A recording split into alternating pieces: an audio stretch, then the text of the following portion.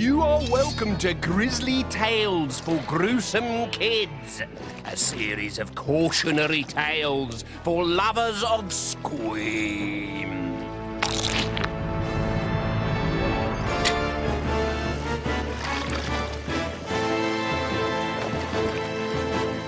I call this tale The Weather Witch.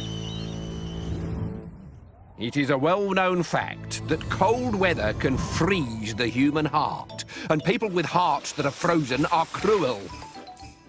It happened to be a long, cold winter when a boy who happened to be called Jack Frost... I've been given the name, so I might as well use it. ...began his cold-hearted reign of terror. Careful, Jack. You don't want to go out there. Thin ice. Get off. I can look after myself. Interfering busybody. Jack Frost had no time for old people. In fact, he thought they were good for one thing only: tormenting. He ambushed them as they slithered home from the doctors. Bullseye! I claim my goldfish. He watered their paths in the middle of the night, then waited for the big freeze and the slide show to start. Next time, don't look so scared and I'll give you a 10. He organised wheelchair ballets in the supermarket car park. He rang their bells, and when they answered the door, dislodged icicles as sharp as kitchen knives. He packed snow around their pipes so that their water froze. And he shoveled it down their chimneys to put out their fires. Yo-ho-ho! You're grounded. Jack Frost was a menace who needed to be stopped. His parents tried by locking the doors, but he built a decoy snowman, dressed it in his clothes, and by the time his deception was discovered, I hope you've learned your... Oh, dear. Have you had an accident on the floor, Jack? Jack? Ah! He was long since gone. Then one evening, she came. Jack was watching a weather report when the weatherman's face seemed to melt and his voice slid up a couple of octaves. So expect high winds and thunder and lightning. And if your name is Jack, expect a stormy night. Did you hear that? Cried Jack. Was that just me, or did she, whatever it is, just speak to me? Didn't hear a thing. Maybe you're going mad. I'll just check you haven't had another accident on the sofa. What's he going on about? Headstock coming off as well. I'm glad you think it's so funny. That night, while Jack was sleeping, bruised clouds rolled in from the north. The latch clicked open and a stinking fog seeped into the bedroom. Jack woke with a start. It felt like he had fingers of ice clamped around his heart. Stop squeezing! I know you. Who are you? I'm the Weather Witch. You think it's funny to be old and cold, Jack? You think the cold cannot kill you? The cold can't kill you. Anyway, old people love my games. It's a laugh. Then get your laughing kit on, because I'm gonna show you what it's like to be cold. The polar wind roared, and Jack was sucked out of bed into a freezing whirlwind. The Weather Witch created an ice age in Jack's backyard. Animals caught in the open were locked into the landscape forever.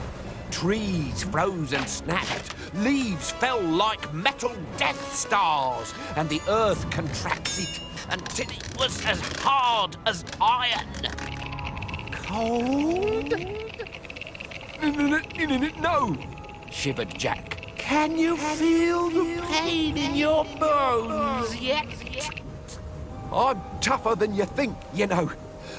I'm not scared of anything. Not even this? Not even that! That was fun! There was a roar over Jack's shoulder. He turned to see the slavering muzzle and teeth of a saber-toothed tiger. Oh, look, a pussycat. Take that, Tiddles.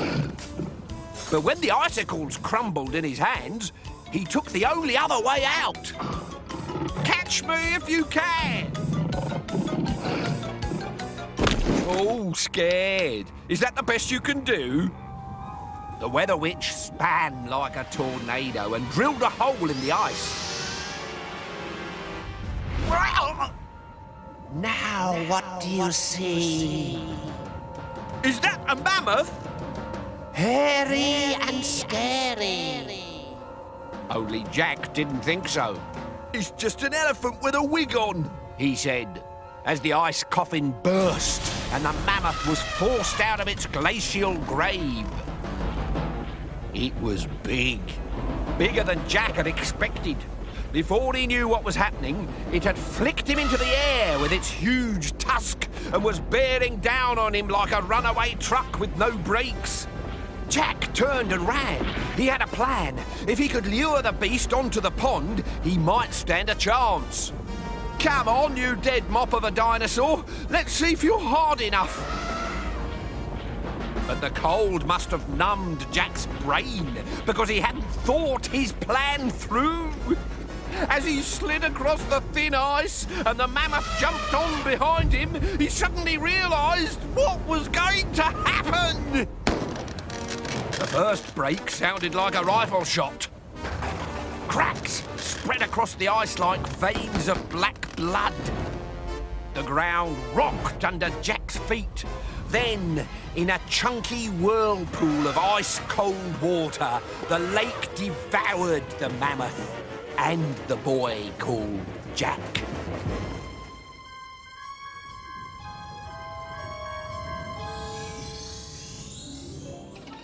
The sun was shining when Jack was pulled out of the pond.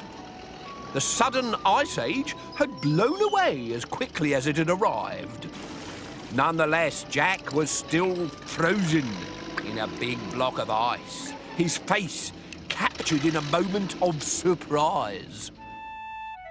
Jack's parents stood him in the greenhouse where the sun on the glass melted him twice as fast. But when their son emerged from the giant ice cube, they were in for another shock. He was no longer made of flesh and blood. Jack was made of ice. The cold that had frozen his heart had frozen the blood in his veins too, and turned him into an ice sculpture. His kiss was cold. His minutes were numbered. Oh, Jack! The Weather Witch was nearly done. The sun burned hotter as she pushed the fiery orb higher into the sky, and Jack Frost slowly dripped away. Still, it wasn't all bad news. At least the snowdrops got a good drink out of him.